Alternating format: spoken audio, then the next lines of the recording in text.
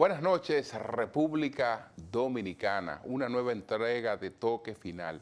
Esta es la mejor forma de cerrar la semana, lo mejor edificado posible sobre los acontecimientos más importantes del país y del mundo. Ya pasamos el primer desafío de este año, de nuestra democracia, que fueron las elecciones municipales que se celebraron el pasado 18 de febrero. Transcurrieron en paz. No hubo, no se presentaron problemas, conflictos sangrientos en esas elecciones. Y ya esas elecciones de inmediato, pues, produjeron unos resultados. En esos resultados, en lo que el Partido Revolucionario Moderno y el presidente Abinader, pues, salieron ampliamente favorecidos, dando la visión de una barrida política a nivel nacional, del dominio de un partido pues que no tiene equiparación en relación con los otros del sistema. Es decir, que indiscutiblemente el Partido Revolucionario Moderno, con el presidente Luis Abinader, en estas elecciones, pues resultaron como la organización política dominante. Eso por una parte. Yo creo que esos resultados tienen escasas sorpresas. Andan más o menos en similitud con lo que se esperaba, con lo que se proyectaba. Tal vez con un despliegue menos apabullante, tal vez con una participación en algunos lugares más competitiva y,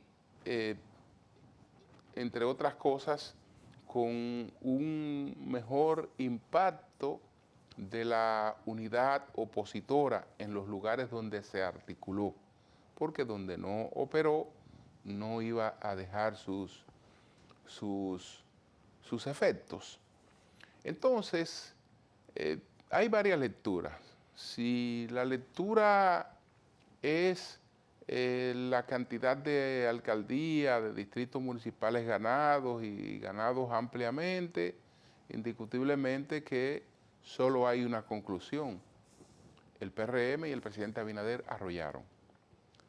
Si vemos entonces el tema de la abstención y si vemos los votos alcanzados por el PLD y los votos alcanzados por la Fuerza del Pueblo, entonces vemos que hay un PRM que es el partido mayoritario, que es el partido que tiene mayor respaldo, pero vemos también que las otras organizaciones también concitaron respaldo, aunque no se refleje de la misma manera en la distribución de los cargos que estaban en juego, porque el PLD sacó más de 800,000 votos y eso desde luego que es una votación importante tomando en cuenta las circunstancias de ese partido.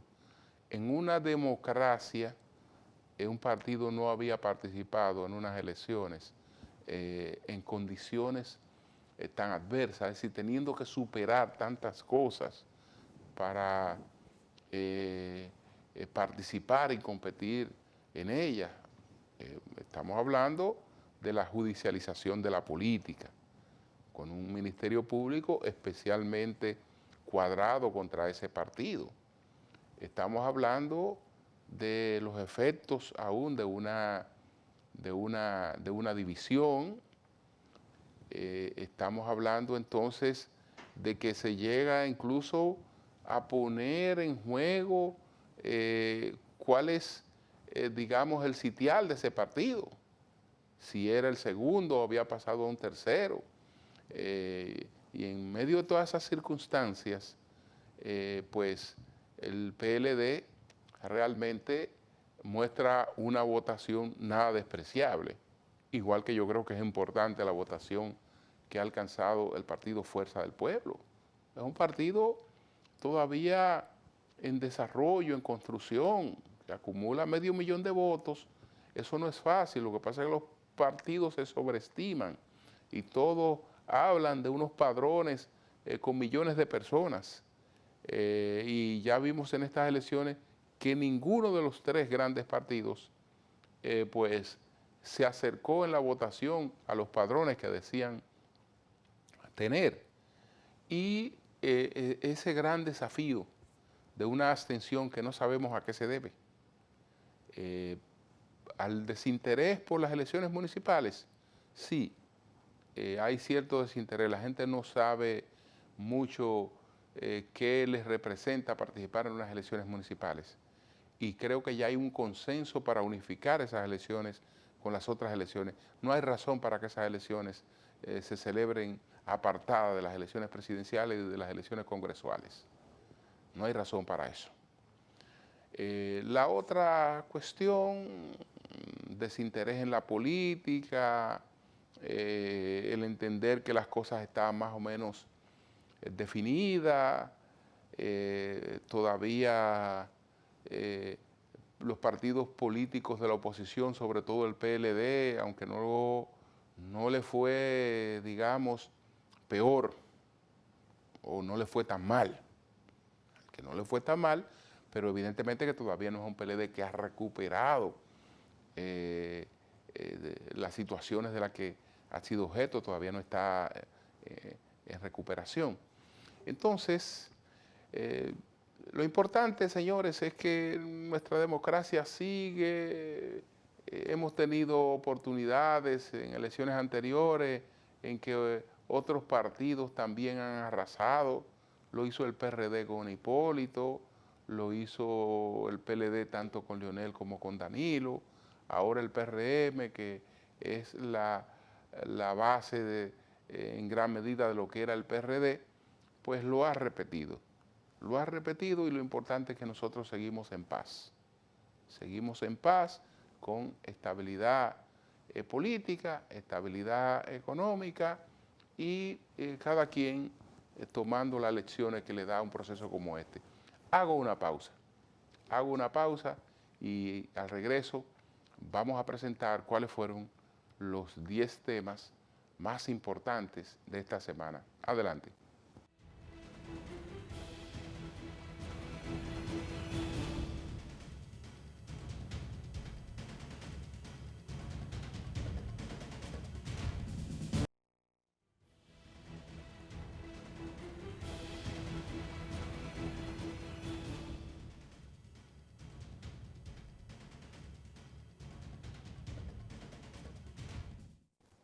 Hay una experiencia que puede resultar amarga.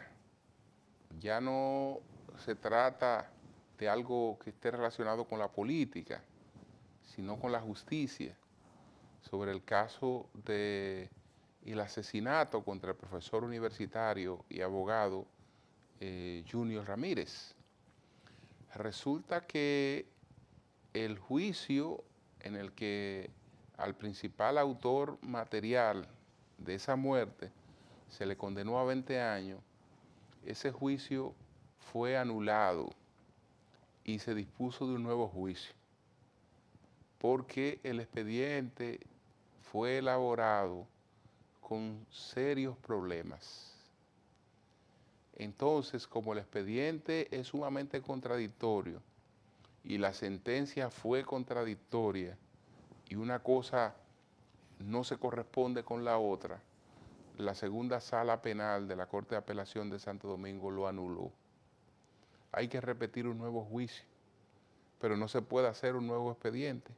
Es decir, que el expediente seguirá siendo defectuoso. Al seguir siendo defectuoso el expediente, puede que al final no haya base para emitir condenas. Y si es así, ustedes saben cómo queda parada una sociedad en la que se comete un crimen que todos sabemos que se cometió, donde hay un cadáver, hay una persona que se le dio un tiro, se sabe quiénes produjeron el hecho, pero no se pudo probar dónde ocurrió el hecho, no está el arma homicida, no hay una serie de elementos que permitan pues probar el crimen. Y eso, la verdad que es sumamente preocupante. Señores, vamos a presentar de inmediato cuáles fueron los 10 temas más importantes, de mayor impacto esta semana. Adelante.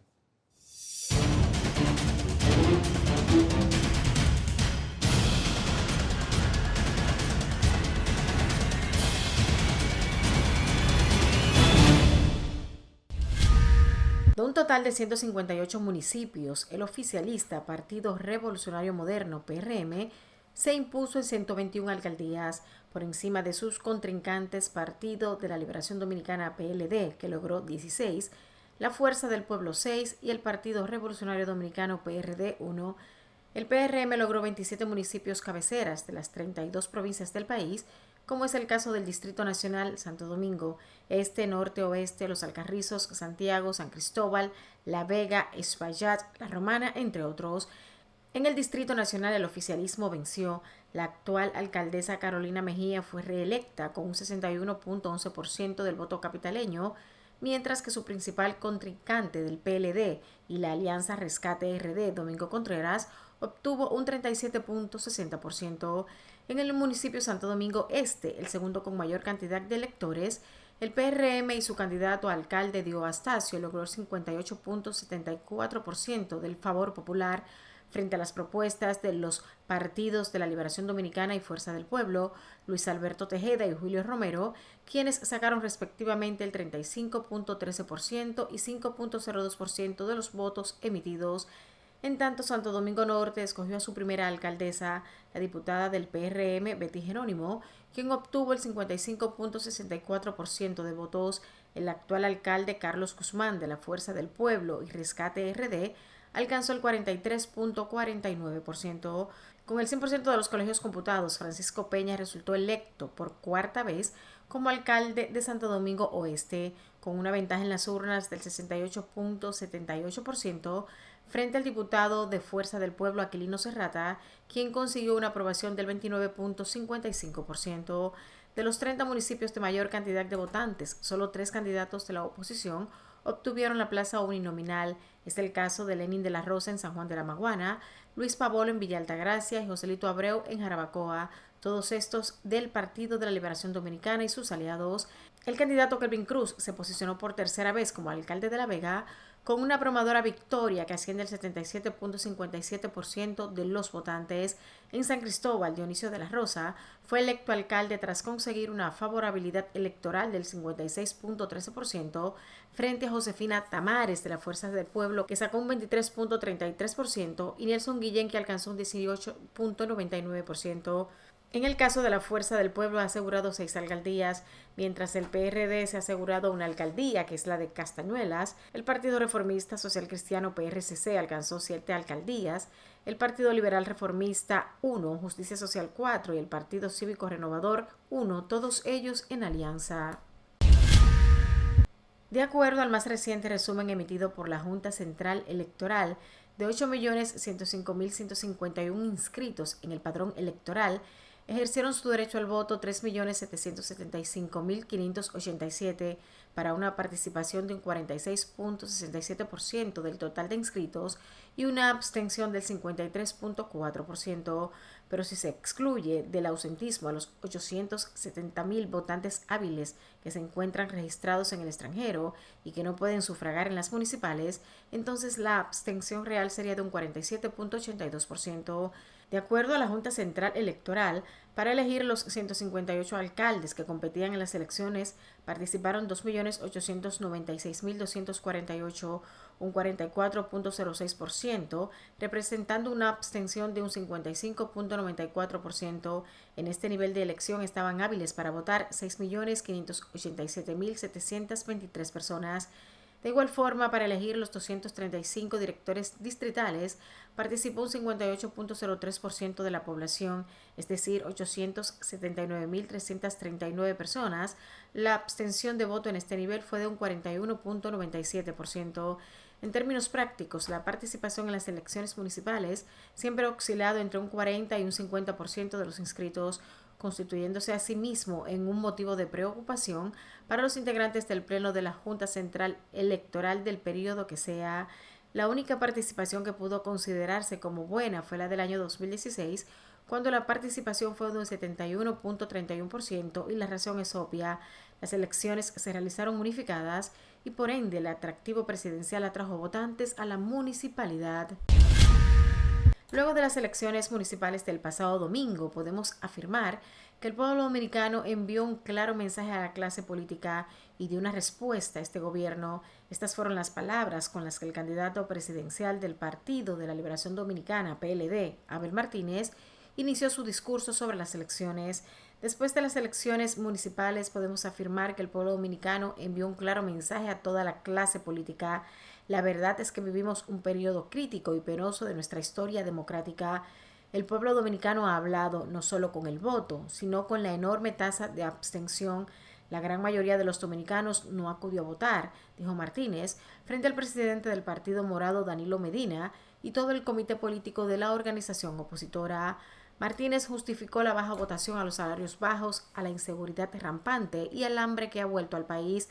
Asimismo, el líder PLDista lamentó que el Partido Revolucionario Moderno, PRM, utilizara de manera abusiva los fondos económicos del Estado para beneficiar a sus candidatos en comicios municipales. El candidato presidencial del PLD aseguró que la alta abstención que se registró en las elecciones del pasado domingo representa una muestra de castigo contra el gobierno por las cosas negativas que afectan a la población dominicana. Martínez dijo también estar convencido de que, escuchando los problemas de las comunidades y atendiendo sus sueños, obtendrán un buen resultado en las próximas elecciones congresuales y presidenciales del 19 de mayo.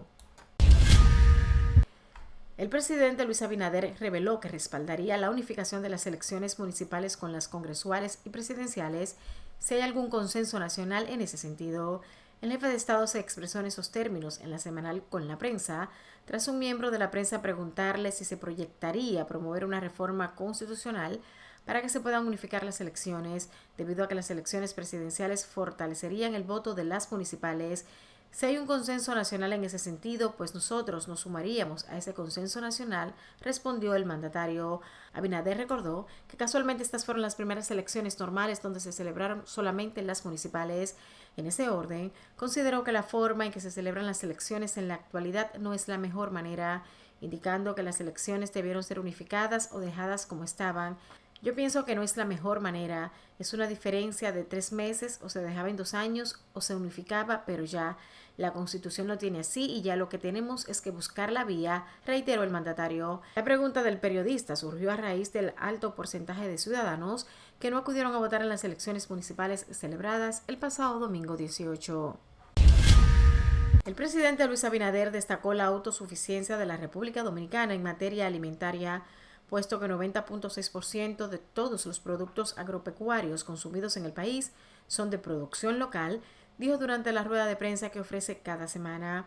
En la semanal Con la Prensa, el presidente comenzó hablando del Banco Agrícola, que aporta más del 60% de los recursos financieros al sector primario y ha beneficiado a 17,000 agricultores con el programa de tasa cero asignado en estos últimos 3 años 14,000 millones de pesos en préstamos, incluyendo los fondos que genera la recuperación de los mismos. En el periodo de 2021 a 2023, la producción promedio anual del sector agropecuario en quintales fue de 369.775.138, un 15.47% más que el periodo comprendido entre 2017 y 2020. Un sector con especial avance en producción fue el acuícola, al pasar de las 474 toneladas de 2021 a las 1.018 toneladas registradas en 2023, apuntó Abinader, que desgranó las cifras de producción de los principales cultivos que se consumen en el país.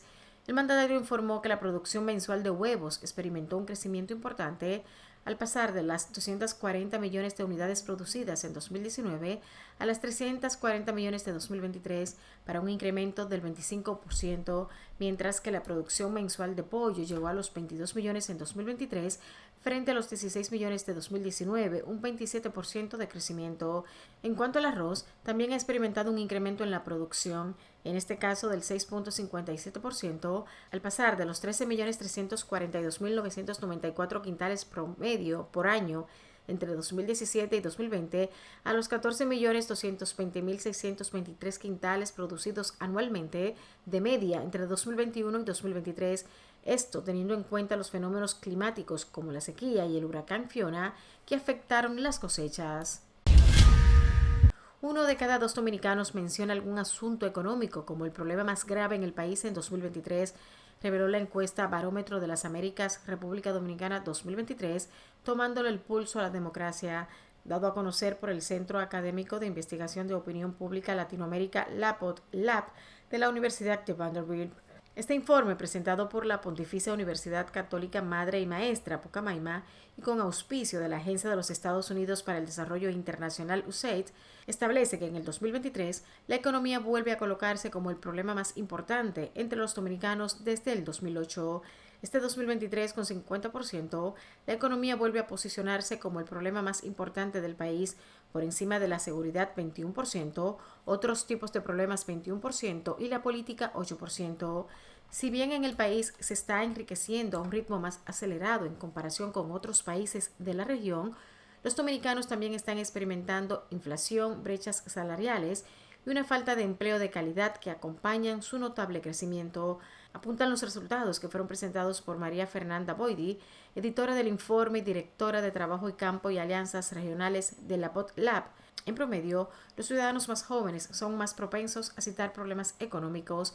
En materia de corrupción, la percepción de que la mitad o todos los políticos dominicanos son corruptos había alcanzado en los últimos 7 años su punto más bajo en el 2019, con 59%. Sin embargo, este 2023 la cifra aumentó a 62%, aproximándose al promedio para la región de América Latina y el Caribe.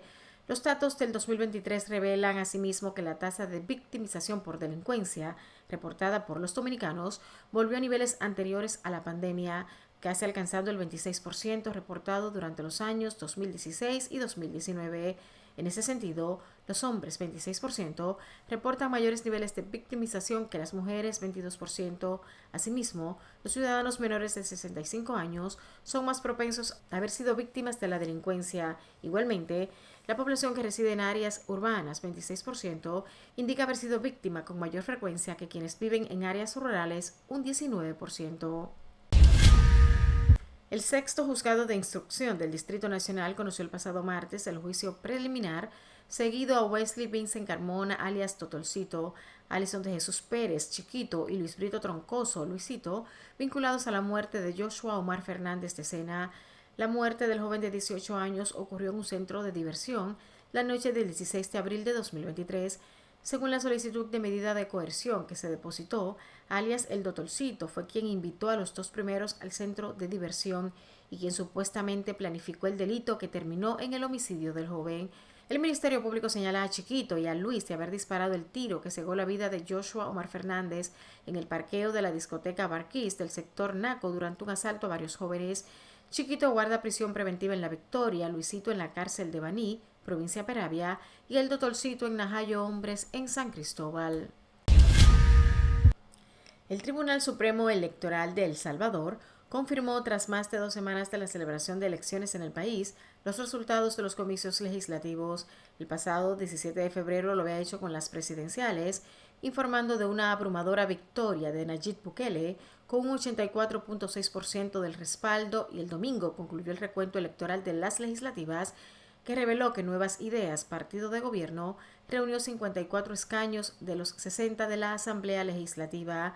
Tanto el desarrollo de las elecciones como el conteo de los votos ha sido ampliamente cuestionado en unos comicios que no suponían mayor sorpresa. La información se hizo pública 2 semanas después de la celebración de comicios, sin incluir los votos en el exterior ni los más de 200.000 sufragios de la votación electrónica por Internet.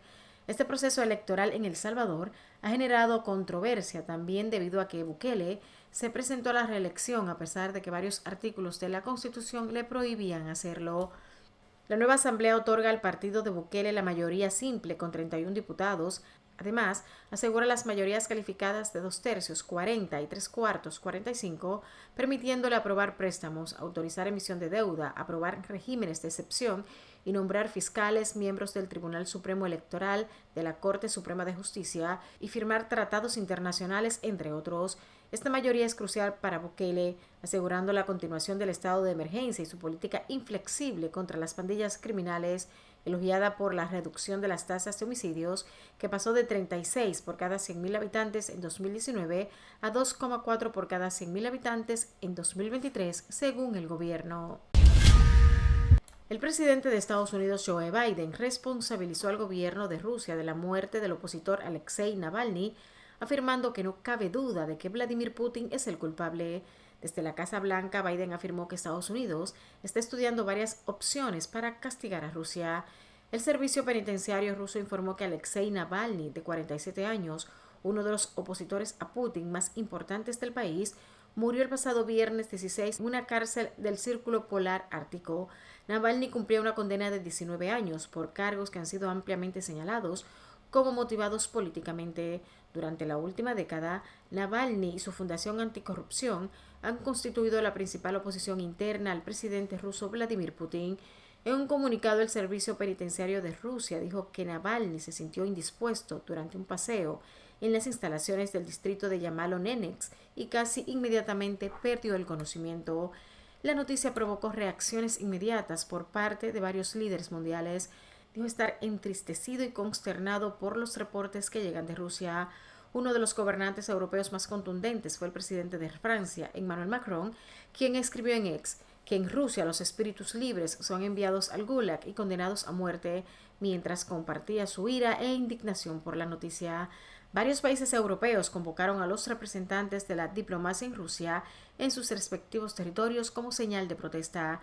Alemania, Finlandia, Estonia, Letonia, Lituania y España subrayaron que Moscú es responsable del fallecimiento del líder opositor ruso y exigieron una investigación transparente. De igual forma, el secretario de Relaciones Exteriores de Reino Unido, David Cameron, expresó que la Rusia de Putin lo encarceló, inventó cargos contra él, lo envenenó, lo envió a una colonia penal en el Ártico y ahora ha muerto trágicamente y deberíamos responsabilizar a Putin por esto.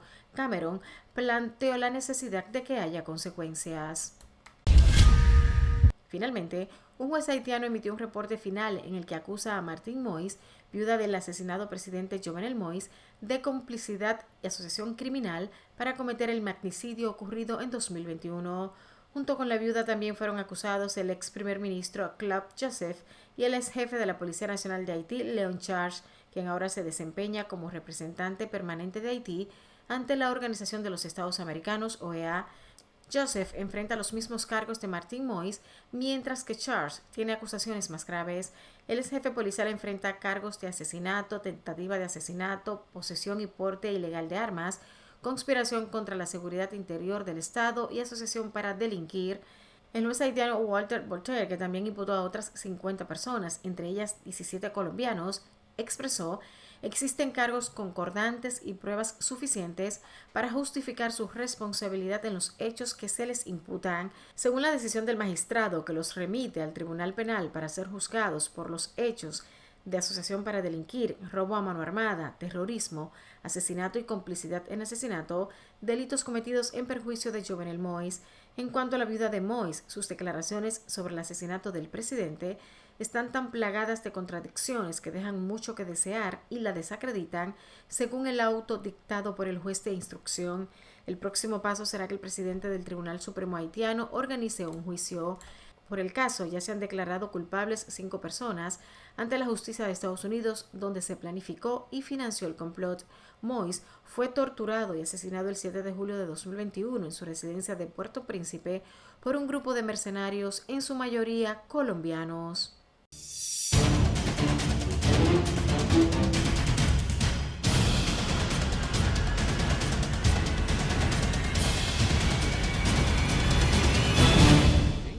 Vamos Vamos a una pausa, retornamos en breve.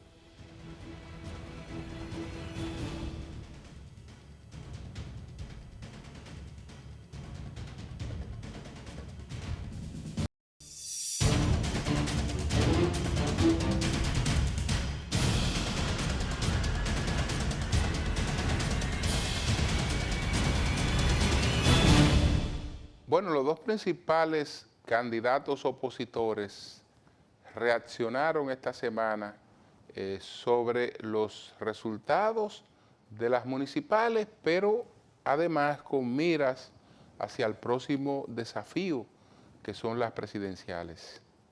El primero en hacerlo, que lo hizo desde el lunes, fue Abel Martínez. Después, el pasado jueves, se produjo la alocución del expresidente Leonel Fernández de la Fuerza del Pueblo. Vamos a presentar de inmediato la intervención, el mensaje que dirigió al país y a las bases de su partido el aspirante presidencial Abel Martínez. Adelante. Gracias.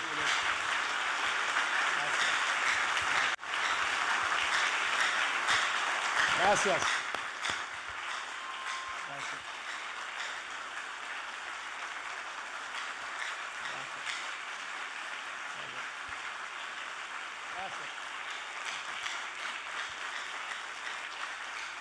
Señoras y señores, teniendo de respaldo la dirección del Partido de la Liberación Dominicana, representada en su comité político, encabezado por el expresidente de la República, presidente del Partido de la Liberación Dominicana, compañero Danilo Medina.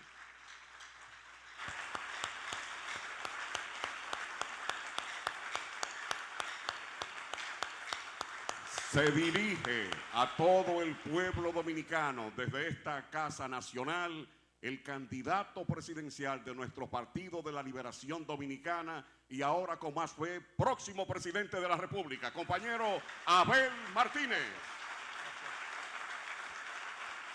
Gracias. Buenas tardes, dominicanos y dominicanas. Después de las elecciones municipales de ayer, podemos afirmar que el pueblo dominicano envió un claro mensaje a toda la clase política y dio una respuesta a este gobierno. La verdad es que vivimos en un periodo crítico y penoso de nuestra historia democrática. Sin embargo, me siento en la obligación de hablar las cosas tal como son, mirando a los ojos de nuestra gente. Ciudadanos, el pueblo dominicano ha hablado, ha dado su respuesta, no solo con el voto, sino especialmente con la enorme tasa de abstención. La gran mayoría de los dominicanos no acudió a votar. Y es necesario reconocer el alcance y significado de esto. Es la abstención más alta de los últimos 50 años. Esta abstención muestra un rechazo considerable de toda la población a todo lo que hemos visto en este proceso electoral. Y sin embargo, también es una respuesta al momento que vivimos en nuestro país. Sé que están desencantados con la política dominicana. Sé que el salario no alcanza para llegar al final del mes. Sé que la inseguridad asusta a los padres y madres de familia. Sé que la juventud no tiene esperanza en el futuro y sé sobre todo que el hambre ha vuelto. Un gobierno que se autoproclama campeón de la aprobación no debería pasar por una vergüenza como esta. No debería utilizar de manera tan abusiva y violenta los recursos públicos para intimidar a gran parte de nuestro pueblo, para comprar la voluntad popular de la gente a la que ese mismo gobierno ha condenado al hambre y a la pobreza.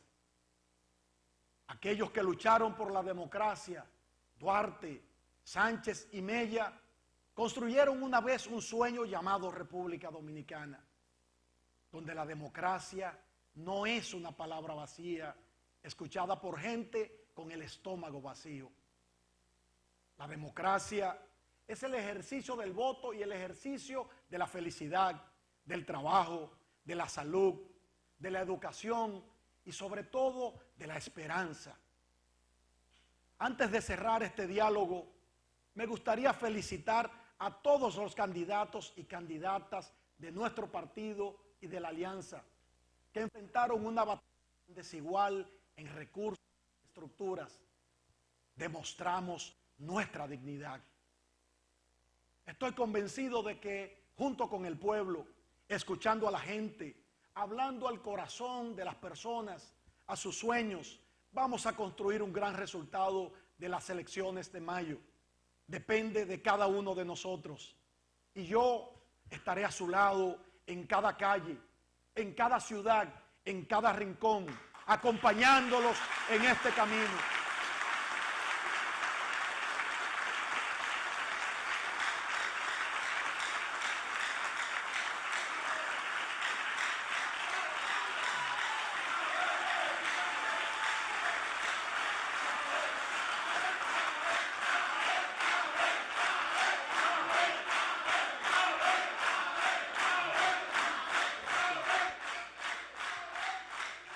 Por eso les pido humildemente que hagamos de estas elecciones el retorno de nuestros mejores sueños de paz, igualdad y democracia. Tengo fe en que juntos vamos a superar este triste capítulo de nuestra historia y reconstruir nuestro país por el camino de la esperanza, de las oportunidades para las y los dominicanos. Creo en el poder de nuestro pueblo y reafirmo nuestro compromiso inquebrantable con el futuro de nuestra querida República Dominicana. Muchas gracias. Dios lo bendiga a todos. Bien, señores, vamos a hacer una pausa y al regreso vamos a presentar las 3 preguntas. Estamos evaluando algunas cosas de este proceso y del futuro inmediato con el doctor Humberto Salazar en nuestras 3 preguntas. Al regreso.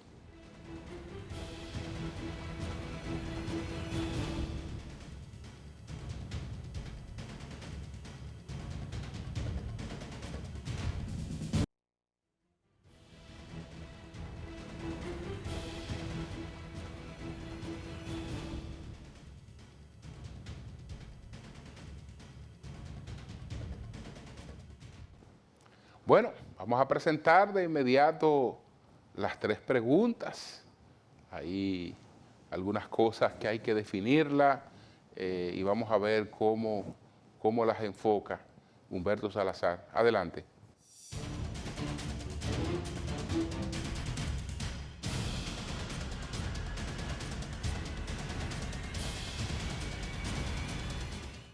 ¿Debemos seguir celebrando elecciones municipales separadas pese a la gran indiferencia que muestra ante ella el electorado? ¿O debemos volver a unificar las elecciones para hacerlas conjuntamente el mismo día? ¿Algún comentario sobre la disposición del presidente Abinader a apoyar el cambio si hay consenso?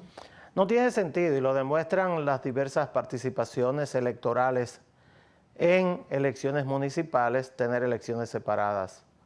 No tiene sentido porque son elecciones que se convierten en una prueba para estructuras políticas partidarias que actúan en base a lo que son generalmente sus intereses particulares y no tienen tampoco una participación adecuada a los candidatos a alcaldes con propuestas directas a la población. Esto no es posible porque la República Dominicana celebra en unas elecciones municipales casi 400 elecciones diferentes entre municipios y distritos municipales y por lo tanto todo se centra en los grandes centros urbanos del país cuando la influencia de los cabildos es mucho más importante en los pequeños municipios. Si yo estoy de acuerdo y si el presidente de la República está de acuerdo y hay posibilidad de hacer una reforma constitucional posteriormente, hay que volver a poner juntas las elecciones congresuales, presidenciales y municipales. ¿Cuál es su valoración sobre el resultado de las recientes elecciones municipales, donde el Partido Revolucionario Moderno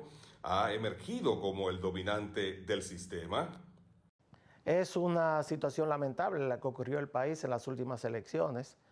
la República Dominicana se convirtió, y lo afirma el informe de la Organización de Estados Americanos, en un gran burdel electoral, donde la prostitución del voto que se ejerce a través de la compra masiva de células y voluntades electorales, es decir, presentarse grandes grupos de personas que todos lo vimos con enorme cantidad de dinero en efectivo para hacer compras de cédulas, provocó un resultado que a todas luces puede ser legal, pero absolutamente ilegítimo.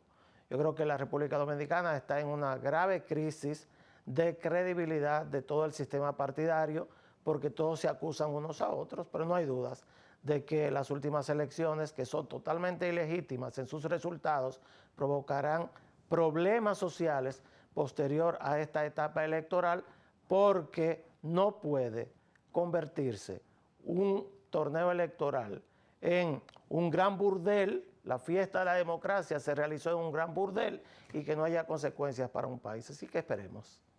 A pesar de los resultados de las elecciones municipales, ¿hay alguna posibilidad de que una coalición opositora pudiera derrotar al presidente Abinader? Si existiera esa coalición opositora, podría producirse un resultado adverso al oficialismo, pero la coalición opositora no existe. No existe porque la voluntad de los que se suponen deben construir esa coalición nunca ha estado alineada con los intereses de la mayoría de los que integran esos partidos y una parte importantísima de la población dominicana. Los intereses particulares, los intereses económicos, los intereses que se han guiado por ego y rencor, tanto en el Partido de la Liberación Dominicana como en el Partido Fuerza del Pueblo, han provocado que no hay posibilidad en este momento, a mi juicio, de construir una coalición opositora, ni siquiera por dolor. El dolor lo tendrán los militantes y simpatizantes de esos partidos después de las elecciones, porque no hay dudas que la voluntad mayoritaria de alianza, tanto en el PLD como la Fuerza del Pueblo, ha sido traicionada por las cúpulas políticas de estos partidos.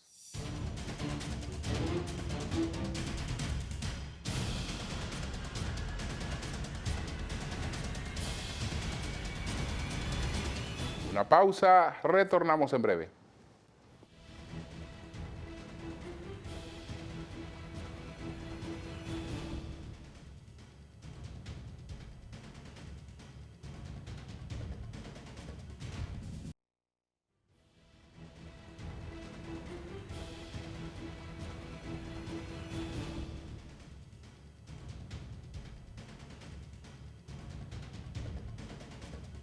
Esta semana se publicó una encuesta de grandeza presidencial en los Estados Unidos. Es la tercera vez que se publica. La primera se publicó en el 2015, la segunda en el 2018 y esta es la tercera que se publica, la de la semana pasada. Es una encuesta dirigida por académicos, por profesores de varias universidades prestigiosas de los Estados Unidos y es una encuesta dirigida a un público especializado, es dirigida a historiadores. Entonces, a los historiadores se le pregunta del 1 al 100, del 0 al 100, cuál ha sido el mejor de los 45 presidentes que ha tenido Estados Unidos. Estados Unidos ha tenido 45. Usted me pregunta a mí cuántos presidentes ha tenido la República Dominicana, el dato no lo sé, porque no está disponible. Nosotros no sabemos cuántos presidentes, porque los presidentes son los constitucionales. Es decir, los presidentes son los constitucionales, los que hayan sido presidentes conforme a la Constitución de la República. No el que haya ocupado el Poder Ejecutivo de manera interina o haya presidido el país, sino el que haya sido presidente constitucional de la República. Bueno, pero en Estados Unidos sabemos que son 45. ¿Cuál fue el resultado de esa votación de los historiadores sobre cuál ha sido el mejor presidente de Estados Unidos. Y en el orden en que van alcanzando los votos, van quedando así del 1 al 45. En el número 1, sin competencia, está Abraham Lincoln. Es decir, Abraham Lincoln es el mejor presidente que ha tenido Estados Unidos. Es el mejor de los 45 presidentes que han tenido los Estados Unidos. ¿Cuál es el peor de los 45 presidentes que han tenido los Estados Unidos según los historiadores? Donald Trump. Es el peor de los presidentes, de los 45 presidentes que ha tenido Estados Unidos. ¿En qué lugar está Biden? El presidente que busca la reelección, pero que tiene problemas cognitivos, de conexiones, etcétera. La memoria ya le empieza a fallar, no debería estar compitiendo por la presidencia de los Estados Unidos, digamos la primera potencia mundial, un presidente ya que debe estar en descanso, no es un hombre que debe estar en descanso, no presidiendo un país. Bueno, Biden, que está en el número 14 de los 45, el número 14 para Biden es bastante alto, porque si esa misma encuesta no es entre historiadores, sino entre el público en general que se hace, Biden aparece muy escasamente valorado. Aparece como si fuera Jimmy Carter, el que está entre los presidentes de más baja valoración que han tenido los Estados Unidos. Entonces, pero eso en el público en general. Entre los historiadores, Biden está en el 14. ¿Qué me sorprende? Que esté mejor valorado que un presidente que para mí fue mejor que Biden. Ese presidente que para mí fue mejor que Biden fue el presidente Reagan, Ronald Reagan. Sin embargo, ellos tienen una serie de parámetros, conocen estos temas con mayor profundidad que uno, que yo me sé la historia de uno que otro presidente, pero de los 45 no lo he estudiado, los 45 presidentes, los que votan en este proceso sí han estudiado a los 45 presidentes. Uno que demuestra que el tiempo pasa, va poniendo cada cosa en su lugar, es el presidente Ulises Grant. Ulises Grant fue que intentó arrendar la bahía de Samaná, etcétera, en el gobierno de Báez, ese presidente americano. Ulises Grant salió del poder y salió con mala imagen, incluso se entendía que había sido un presidente corrupto. Sin embargo, el tiempo ha ido despejando las cosas y la imagen de este presidente se ha venido recuperando. Él empezó en la primera encuesta en el lugar 28, ya anda por el lugar número 17, es decir que ha mejorado mucho su valoración porque una serie de documentos han ido demostrando que realmente él fue objeto de una cierta difamaciones y de mala prensa sobre todo, de mala prensa y de algunos enemigos muy activos que le hicieron mucho daño a su imagen. Señores, buenas noches.